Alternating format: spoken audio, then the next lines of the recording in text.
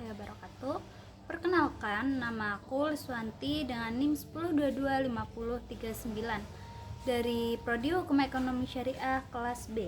Kali ini aku bakal mereview artikel jurnal dengan judul Dinamika Peraturan Wakaf dalam Perspektif Hukum Perdata Islam di Indonesia. Terus nama jurnalnya apa? Nama jurnalnya yaitu J. Alif Jurnal Penelitian Hukum Ekonomi Syariah dan Budaya Islam. Dengan volume 11 nomor 1 halaman 35 sampai 48 tahun 2026. Penulisnya yang pertama ada Trivo Firman Alif, yang kedua ada Sisi Nur Sabina, yang ketiga ada Utia Sahla Kamila, yang keempat ada Nazwa Puspa Miranda, yang kelima ada M. Asari El Sakbani, dan yang terakhir ada Rosdiana. Untuk link downloadnya ada di nomor 4 di atas ya. Selanjutnya kita masuk ke latar belakang dari jurnal ini. Wakaf sebagai salah satu dari beberapa alat penting dalam hukum perdata Islam dengan fungsi yang tidak hanya menjadi alat ibadah tetapi juga alat pembangunan sosial ekonomi. Banyak potensi yang dapat dikembangkan dalam hal pembangunan di berbagai bidang seperti bidang pendidikan, kesehatan, serta kesejahteraan umum melalui wakaf. Tetapi pemanfaatannya masih menghadapi sejumlah hambatan dalam pengelolaannya. Next, kita ke permasalahan. Permasalahan aktual yang menonjol dari artikel jurnal ini adalah lemahnya profesionalisme dan kompetensi manajerial nazir yang seringkali mengelola aset secara tradisional tanpa akuntabilitas yang jelas.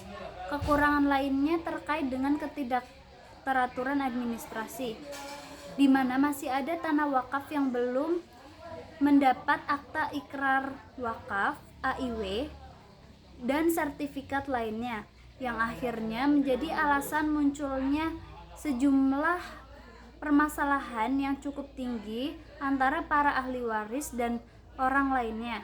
Di samping itu, juga lemahnya pengawasan serta transparansi dalam melaporkan pengelolaan harta benda wakaf kepada Badan Wakaf Indonesia (BWI) semakin memperlebar celah terjadinya inefisiensi dan penyalahgunaan aset umat. Sekarang tujuan penelitian. Penelitian ini bertujuan untuk menganalisis dinamika peraturan wakaf dalam perspektif hukum perdata Islam di Indonesia dengan menelaah transformasi hukum serta tantangan implementasinya yang berfokus pada dasar hukum, rukun dan syarat sah wakaf, tata kelola harta wakaf, peraturan perubahan harta wakaf, serta mekanisme penyelesaian sengketa. Sekarang kita lihat sumber data dari jurnal ini.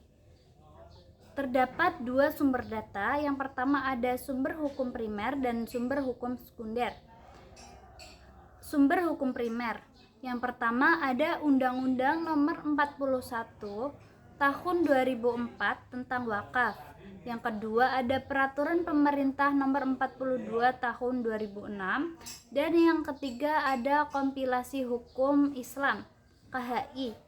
Kemudian dalam sumber hukum sekunder, yang pertama ada literatur akademis dan yang kedua ada jurnal-jurnal yang berkaitan dengan wakaf. Metode penelitian dari artikel jurnal ini yaitu penelitian yuridis normatif dengan pendekatan analisis doktrin. Data diperoleh melalui studi kepustakaan yang bersumber dari bahan hukum primer dan sekunder, kemudian dianalisis menggunakan metode kuantitatif deskriptif analitis. Objek penelitiannya yaitu peraturan wakaf dalam perspektif hukum perdata Islam di Indonesia, khususnya mengenai dasar hukum, syarat sah wakaf, tata kelola aset wakaf, perubahan status harta wakaf, serta mekanisme penyelesaian sengketa wakaf.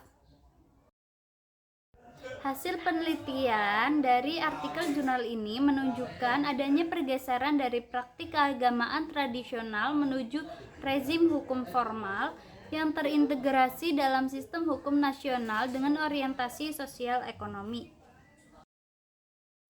Kelebihan dari penelitian ini terletak pada pembahasannya yang komprehensif mengenai peraturan wakaf di Indonesia dengan dasar hukum yang jelas serta analisis yang mampu menghubungkan aspek normatif dan permasalahan praktik. Selain itu, penelitian ini memberikan rekomendasi yang relevan untuk meningkatkan efektivitas pengelolaan dan penyelesaian sengketa wakaf di Indonesia. Nah, udah kelebihan, sekarang kekurangannya. Kekurangan penelitian ini adalah hanya menggunakan metode yuridis normatif yang berfokus pada kajian peraturan dan literatur sehingga belum menggambarkan kondisi empiris pengelolaan wakaf secara langsung di lapangan.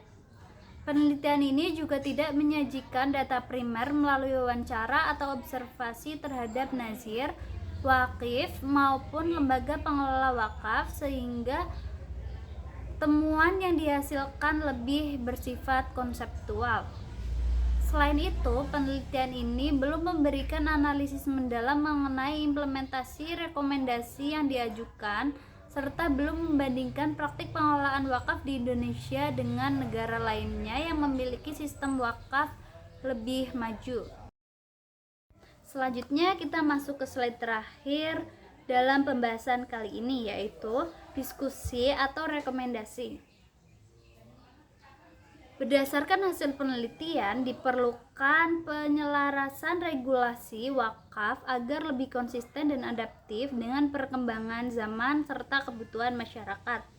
Selain itu, profesionalisme dan kompetensi nazir perlu ditingkatkan melalui pelatihan dan penguatan kelembagaan guna mewujudkan tata kelola wakaf yang lebih efektif, transparan, dan akuntabel. Sistem administrasi serta pencatatan wakaf juga perlu diperbaiki untuk meminimalkan potensi sengketa. Di samping itu, penyelesaian sengketa melalui jalur non-litigasi perlu lebih dioptimalkan karena dinilai lebih efisien dalam menjaga kepastian hukum dan keberlanjutan pemanfaatan aset wakaf bagi kesejahteraan masyarakat. Sekian presentasi dari aku. Wassalamualaikum warahmatullahi wabarakatuh.